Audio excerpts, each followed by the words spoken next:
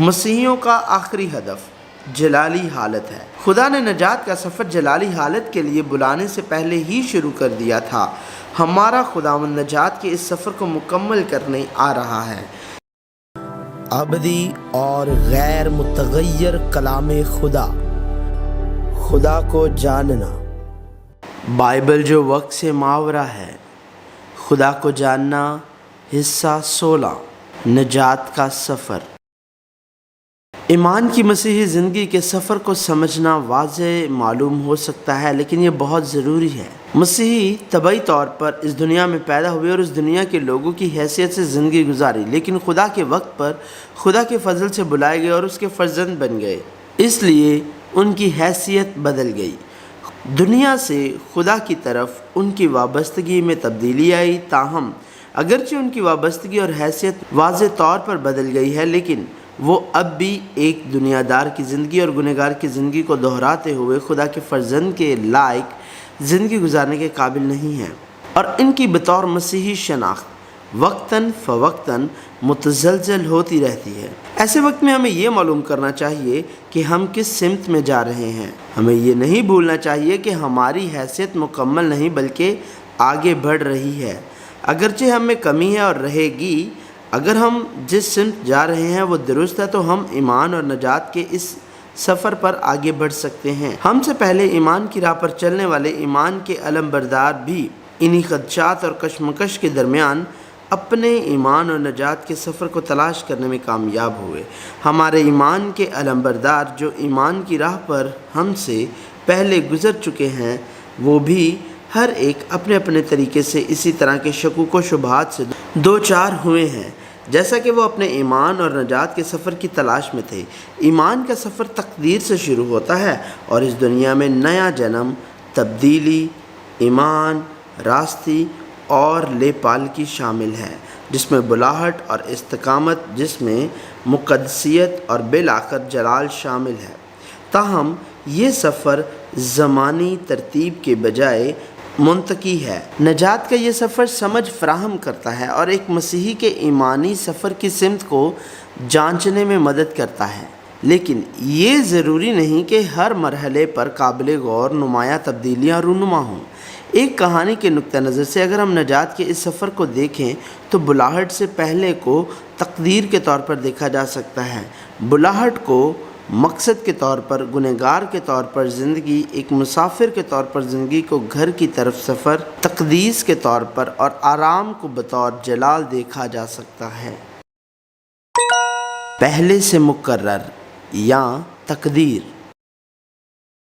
مسیحیوں کو جاننا چاہیے کہ تقدیر خدا کی حاکمیت کا نتیجہ ہے اور یہ قسمت آمیز تصور نہیں ہے۔ اگرچہ پہلی نظر میں دونوں ایک جیسے لگ سکتے ہیں، لیکن وہ بالکل مختلف نقطہ نظر ہیں۔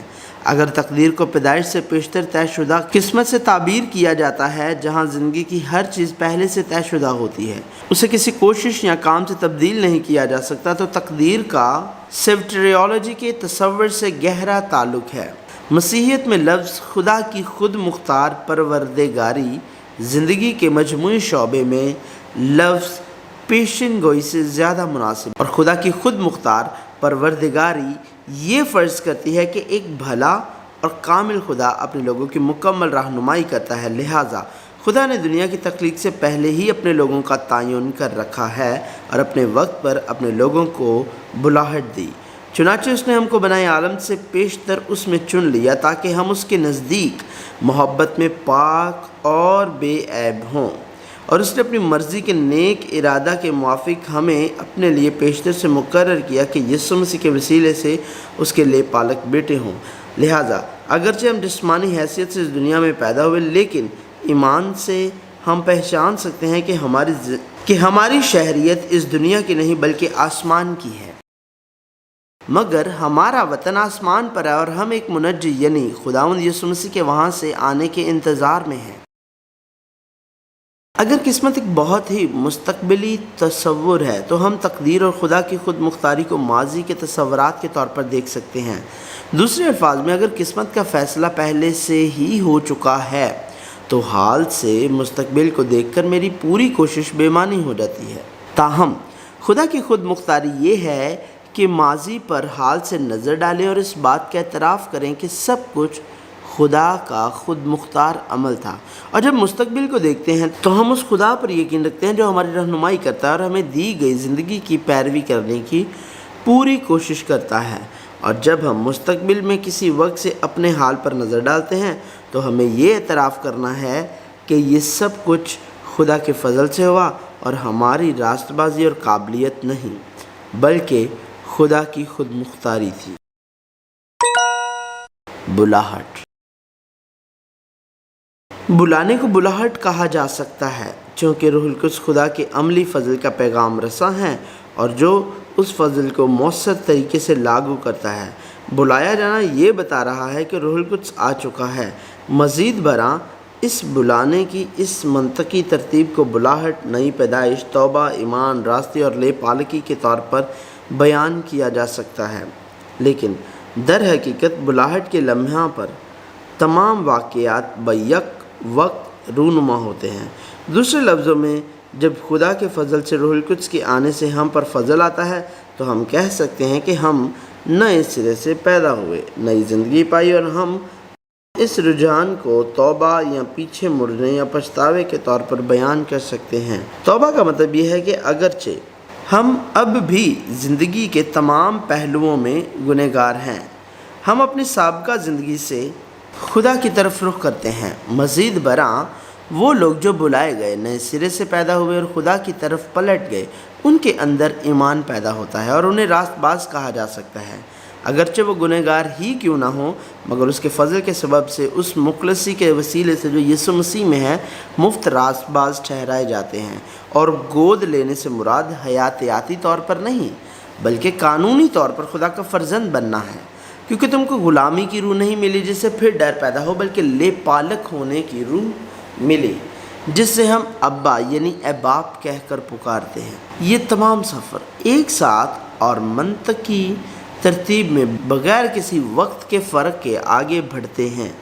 خدا کے لوگ ایک بلاہٹ پانے سے خدا کے فرزند بن جاتے ہیں۔ خدا اور اس کے لوگوں کے درمیان اتحاد ایک ایسا رشتہ ہے جو یسوع مسیح جو خدا ہے کے کفارے کے ذریعے قائم ہوا ہے۔ ہم کو اس میں اس کے خون کے وسیلے سے مخلصی یعنی قصوروں کی معافی اس فضل کی دولت کے موافق حاصل ہے۔ لیکن اگر ہم نور میں چلیں جس طرح کہ وہ نور میں ہے تو ہماری آپس میں شراکت ہے اور اس کے بیٹے یسوع کا خون ہمیں تمام گناہ سے پاک کرتا ہے۔ اس طرح حیثیت میں تبدیلی بالآخر قائم ہے، کیونکہ اس حیثیت میں تبدیلی کا موضوع خدا اور اس کا جوش ہے، اس کو دوبارہ کبھی منقطع نہیں کیا جا سکتا۔ کون ہم کو مسیح کی محبت سے جدا کرے گا؟ مصیبت یا تنگی یا ظلم یا کال یا ننگا پن یا خطرہ یا تلوار؟ چنانچہ لکھا ہے کہ ہم تیری خاطر دن بھر جان سے مارے جاتے ہیں، ہم تو ذبح ہونے والی بھیڑوں کے برابر گنے گئے، مگر ان سب حالتوں میں اس کے وسیلے سے جس نے ہم سے محبت کی ہم کو فتح سے بھی بڑھ کر غلبہ حاصل ہوتا ہے، کیونکہ مجھ کو یقین ہے کہ خدا کی جو محبت ہمارے خداوند یسوع مسیح میں ہے اس سے ہم کو نہ موت جدا کر سکے گی، نہ زندگی، نہ فرشتے، نہ حکومتیں، نہ حال کی، نہ استقبال کی چیزیں، نہ قدرت، نہ بلندی، نہ پستی، نہ کوئی اور مخلوق۔ یہ اور بھی یقینی ہے کیونکہ خدا پاک روح ہمارے اور خدا کے درمیان ضامن اور بیانہ بن گیا ہے، اور جس نے ہم پر مہر بھی کی اور بیانہ میں روح کو ہمارے دلوں میں دیا، اور جس نے ہم کو اس بات کے لیے تیار کیا کہ وہ خدا ہے، اور اسی نے ہمیں روح بیانہ میں دیا، اور اسی میں تم پر بھی جب تم نے کلام حق کو سنا جو تمہاری نجات کی خوشخبری ہے اور اس پر ایمان لائے، پاک معودہ روح کی مہر لگی، وہی خدا کی ملکیت کی مخلصی کے لیے ہماری میراث کا بیانہ ہے تاکہ اس کے جلال کی ستائش ہو۔ خدا کے لوگ جنہوں نے بلاہٹ پائی وہ خدا کے فرزند بن گئے۔ ہم یہ فضل سے حاصل ہونے والے ایمان کے ذریعے جان سکتے ہیں، پس فخر کہاں رہا؟ اس کی گنجائش ہی نہیں۔ کون سی شریعت کے سبب سے؟ کیا اعمال کی شریعت سے؟ نہیں، بلکہ ایمان کی شریعت سے۔ چنانچہ ہم یہ نتیجہ نکالتے ہیں کہ انسان شریعت کے اعمال کے بغیر ایمان کے سبب سے راست باز ٹھہرتا ہے۔ تاہم ہمارا تنازع یہ ہے کہ اگرچہ ہم فرزند ہیں، ہم فرزندوں کے لائق زندگی نہیں گزار رہے ہیں، لہٰذا اس کے بعد جو طویل سفر ہے وہ تقدیس اور استقامت ہے، اب اس سے پہلے کہ ہم تقدیس کے سفر کا جائزہ لیں جو کہ ایمان کا ایک مکمل سفر ہے، یہاں کچھ ہے جسے ہمیں جاننا ضروری ہے۔ وہ خدا کے کام میں اعلان ہے جو واقعات اور تبدیلیوں سے پہلے آتا ہے۔ خدا نے یعقوب کو پیدا ہونے سے پہلے ہی چن لیا تھا اور مصر سے باہر نکلنے میں بنی اسرائیل کی رہنمائی کے لیے موسیٰ کو بھیجنے سے پہلے اس نے خروج کا اعلان کیا۔ اسی طریقے سے خدا نے اپنے فرزندوں کا نام پہلے ہی انہیں دیا جو دنیا میں رہتے ہیں، گویا وہ دنیا کے نہیں۔ انہیں تخلیق سے پہلے یسوع مسیح میں چنا اور اس کے بعد سے جب تک اس دنیا میں رہتے رہے خدا اپنے حقیقی فرزند بناتا ہے۔ تقدیس۔ عام طور پر تقدیس راست بازی سے عمل کا حوالہ دیتا ہے جس میں خدا کے لوگ جنہیں خدا کا کہا جاتا ہے صلیب پر یسوع مسیح کے کفارے سے جلال تک وہ کامل حالت دوسری آمد سے حاصل ہوگی کے ذریعے راست باز کہلاتے ہیں۔ اگر راست بازی ایک لمحاتی واقعہ ہے تو تقدیس راستے سے جلالی حالت تک ایک طویل سفر ہے۔ لہٰذا جب ہم کہتے ہیں کہ ہم نجات پا گئے تو اس میں راستی، تقدیس اور یہاں تک کہ جلالی حالت بھی شامل ہے۔ سب سے پہلے ہم پاکیزگی کے معنی میں خدا کے فرزندوں کی تقدیس کی طرف رجوع کریں۔ خدا نے بنی اسرائیل کے مقدس ہونے کا اعلان کیا، کیونکہ میں خدا ہوں تمہارا خدا ہوں، اس لیے اپنے آپ کو مقدس کرنا اور پاک ہونا کیونکہ میں قدوس ہوں۔ سو تم کسی طرح کے رینگنے والے جاندار سے جو زمین پر چلتا ہے اپنے آپ کو ناپاک نہ کرنا، کیونکہ میں خداوند ہوں اور تم کو ملک مصر سے اسی لیے نکال کر لایا ہوں کہ میں تمہارا خدا ٹھہروں۔ اس لیے تم مقدس ہونا کیونکہ میں قدوس ہوں۔ جو حکم خدا نے اپنے لوگوں کو سنایا وہ خدا کے لوگوں کے مقدس ہونے یا نہ ہونے کے روحانی درجے کے بارے میں نہیں ہے، اور نہ ہی یہ مقدس ہونے کے قابل ہونے یا نہ ہونے کے بارے میں ہے۔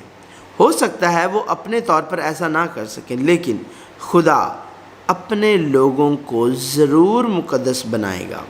تاہم پرانے عہد نامے پر نظر ڈالتے ہوئے اسرائیل جو خدا کے لوگوں کی نمائندگی کرتا تھا باغی تھا اور اس پاکیزگی سے جس کی خدا نے طلب کی تھی بالکل مختلف زندگی گزار رہا تھا۔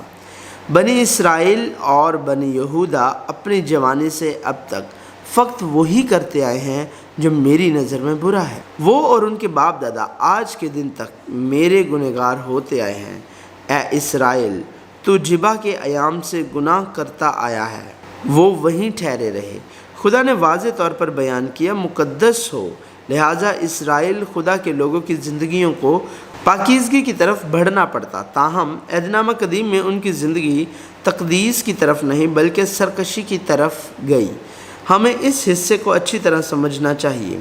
یہ اس لیے نہیں تھا کہ خدا کے پاس کمی تھی یا اس لیے کہ وہ ناکام ہو گیا، بلکہ اس لیے کہ خدا کے لوگ تقدیس کی مخالفت سمت میں چلے گئے۔ یہ سچی پاکیزگی کا رستہ ہے۔ تقدیس کے معنی جو ہمیں بائبل کے ذریعے سمجھنے کی ضرورت ہے وہ یہ نہیں ہے کہ ہم کل سے بہتر زندگی گزار سکتے ہیں، بلکہ حقیقی تقدیس اس بات کو اچھی طرح سے سمجھنے کا عمل ہے کہ ہمارے پاس گزرے کل، آج اور آنے والے کل میں کسی چیز کی کمی ہے۔ تقدیس بار بار اس بات کی تصدیق کرتی ہے کہ ہم خدا کی محبت اور یسوع مسیح کے فضل کے بغیر ایک لمحے کے لیے بھی زندہ نہیں رہ سکتے۔ بائبل اس کہانی کو بار بار بتاتی ہے۔ خدا کو جاننا اور اپنے آپ کو جاننا تقدیس ہے۔ تقدیس ہماری کوششوں اور جوش کے ذریعے ایک بہتر صورت میں پختگی کے بارے میں نہیں ہے، بلکہ گناہ کی حقیقت کو زیادہ شدت سے محسوس کرنے کے بارے میں ہے جو ہمارے اندر مسلسل موجود ہے۔ خدا کے فضل کو مزید تلاش کرنے میں، روح القدس کی قدرت پر بھروسہ کرنے اور یسوع مسیح میں چھپ جانے کے بارے میں ہے۔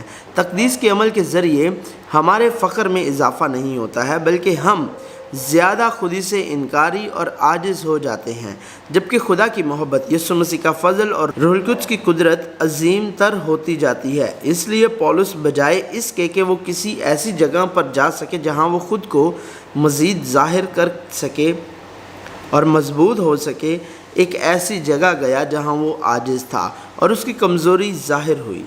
اس نے دریافت کیا کہ جب کوئی کمزور اور زیادہ عاجز ہو جاتا ہے تو خدا اس سے بھی عظیم تر ہو جاتا ہے۔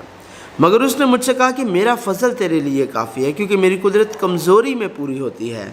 پس میں بڑی خوشی سے اپنی کمزوری پر فخر کروں گا تاکہ مسیح کی قدرت مجھ پر چھائی رہے۔ اس لیے میں مسیح کی خاطر کمزوری میں، بے عزتی میں، احتیاج میں، ستائے جانے میں، تنگی میں خوش ہوں، کیونکہ جب میں کمزور ہوتا ہوں اسی وقت زوراور ہوتا ہوں۔ تقدیس میری طاقت اور صلاحیتوں کو بڑھانے کے بارے میں نہیں، بلکہ اپنے آپ کا انکار کرنے کے بارے میں ہے۔ مستقبل یاد رکھنے سے میرا سدھرنا کس قدر ناممکن ہے کہ میں خدا کے فضل کے بغیر ایک لمحے کے لیے بھی زندہ نہیں رہ سکتا۔ میں حقیقی مقدس خدا یسوع مسیح کے قریب آ جاتا ہوں، یہ یاد رکھنے اور اپنے دل پر نقش کرنے سے کہ میرا بحال ہونا کتنا لازمی ہے کہ میں خدا کے فضل کے بغیر ایک لمحہ بھی زندہ نہیں رہ سکتا، اور حقیقی تقدیس کے قریب پہنچنے سے ایک شخص خود یسوع مسیح کے اور بھی قریب آتا ہے۔ اس لیے خدا کے بندوں نے جنہوں نے اپنی اصلیت کو پہچان لیا، اپنے نفس کو جانا اور ان کی حفاظت کی، اپنے دلوں کی حفاظت کے لیے انہوں نے گروہ بنائے جہاں وہ ایک دوسرے کی جانچ کر سکتے، حوصلہ افزائی کر سکتے اور بعض اوقات ایک دوسرے کو سرزنش کر سکتے تھے، کیونکہ وہ اکیلے ایسا نہیں کر سکتے تھے۔ وہ بہتر بننے اور تقدیس کے لیے اکٹھے نہیں ہوئے تھے، بلکہ انہوں نے اپنے اتحاد کے ذریعے مل کر جدوجہد کرتے ہوئے اپنے ایمان میں کمی کو روکنے کے لیے قوتوں کا اشتراک کیا۔ یہ تقدیس ہے۔ استقامت تقدیس کے ساتھ ساتھ چلتی ہے، لیکن عمل کے بجائے یہ حتمی نجات تک پہنچنے کی ضمانت ہے۔ اس کا مطلب یہ ہے کہ خدا اپنے لوگوں کی جنہیں اس نے اپنے فرزندوں کی حیثیت سے بلایا، خود مختار پروردگاری کے ذریعے ان کی بلاہٹ کے آغاز سے لے کر آخر میں خدا کی بادشاہی میں خدا کے ساتھ ہمیشہ کے لیے رہنے تک رہنمائی کرتا ہے۔ بلا شبہ بلاہٹ کا نقطہ تخلیق سے پہلے یسوع مسیح میں ہے اور ہماری زندگی کے کسی موڑ پر نہیں۔ جلالی حالت۔ جلالی حالت یسوع مسیح کی دوسری آمد کے ساتھ ہوتی ہے۔ دوسرے لفظوں میں یہ تب آتی ہے جب ہم اس گنہگار دنیا کو چھوڑ کر خدا کے پاس جاتے ہیں۔ پھر گناہ کے وہ نمونے جو تقدیس کے پورے عمل میں دہرائے گئے تھے اب ہمیشہ کے لیے موجود نہیں ہیں۔ گنہگار کی زندگی کی حیثیت ختم ہو جاتی ہے اور صرف فرزند کی حیثیت باقی رہ جاتی ہے۔ جو خوشیاں اور غم ہم نے اس دنیا میں محسوس کیے وہ اب باقی نہیں رہیں گے، اور ہم خدا کی بادشاہی میں ہمیشہ خدا کے ساتھ رہیں گے۔ پھر میں نے ایک نئے آسمان اور نئی زمین کو دیکھا، کیونکہ پہلا آسمان اور پہلی زمین جاتی رہی تھی اور سمندر بھی نہ رہا۔ پھر میں نے شہر مقدس نئے یروشلم کو آسمان پر سے خدا کے پاس سے اترتے دیکھا، اور وہ اس دلہن کی مانند آراستہ تھا جس نے اپنے شوہر کے لیے سنگار کیا ہو۔ پھر میں نے تخت میں سے کسی کو بلند آواز سے یہ کہتے سنا کہ دیکھ، خدا کا خیمہ آدمیوں کے درمیان ہے، اور وہ ان کے ساتھ سکونت کرے گا، اور وہ اس کے لوگ ہوں گے، اور خدا آپ ان کے ساتھ رہے گا اور ان کا خدا ہوگا، اور وہ ان کی آنکھوں کے سب آنسو پونچھ دے گا۔ اس کے بعد نہ موت رہے گی اور نہ ماتم رہے گا، نہ آہ و نالہ، نہ درد، پہلی چیزیں جاتی رہیں۔ اور میں نے اس میں کوئی مقدس نہ دیکھا، اس لیے کہ خداوند خدا قادر مطلق اور برا اس کا مقدس ہے، اور اس شہر میں سورج یا چاند کی روشنی کی کچھ حاجت نہیں، کیونکہ خدا کے جلال نے اسے روشن کر رکھا ہے، اور برا اس کا چراغ ہے، اور قومیں اس کی روشنی میں چلیں گی، اور زمین کے بادشاہ اپنی شان و شوکت کا سامان اس میں لائیں گے، اور اس کے دروازے دن کو ہرگز بند نہ ہوں گے اور رات وہاں نہ ہوگی، اور لوگ قوموں کی شان و شوکت اور عزت کا سامان اس میں لائیں گے، اور اس میں کوئی ناپاک چیز یا کوئی شخص جو گھنونے کام کرتا یا جھوٹی باتیں گھڑتا ہے ہرگز داخل نہ ہوگا، مگر وہی جن کے نام برا کی کتاب حیات میں لکھے ہوئے ہیں۔ اور پھر لعنت نہ ہوگی، اور خدا اور برا کا تخت اس شہر میں ہوگا، اور اس کے بندے اس کی عبادت کریں گے، اور وہ اس کا منہ دیکھیں گے، اور اس کا نام اس کے ماتھوں پر لکھا ہوا ہوگا۔ اور پھر رات نہ ہوگی، اور وہ چراغ اور سورج کی روشنی کے محتاج نہ ہوں گے، کیونکہ خداوند خدا ان کو روشن کرے گا، اور وہ ابدالآباد بادشاہی کریں گے۔ یہ ٹھیک ہے، ہم جلالیت کی کامل حالت تک پہنچنے سے پہلے اس دنیا میں خدا کے فرزند کہلائے جانے کی حالت میں ہیں، لیکن ہمارا آسمانی باپ یقیناً ہمیں خدا کی بادشاہی کے مقام تک لے جائے گا۔ کیونکہ جن کو اس نے پہلے سے جانا ان کو پہلے سے مقرر بھی کیا کہ اس کے بیٹے کی ہم شکل ہوں، تاکہ وہ بہت سے بھائیوں میں پہلوٹا ٹھہرے۔ اور جن کو اس نے پہلے سے مقرر کیا ان کو بلایا بھی، اور جن کو بلایا ان کو راست باز بھی ٹھہرایا، اور جن کو راست باز ٹھہرایا ان کو جلال بھی بخشا۔ جو ان باتوں کی گواہی دیتا ہے وہ یہ کہتا ہے کہ بے شک میں جلد آنے والا ہوں۔ آمین۔ اے خداوند یسوع آ۔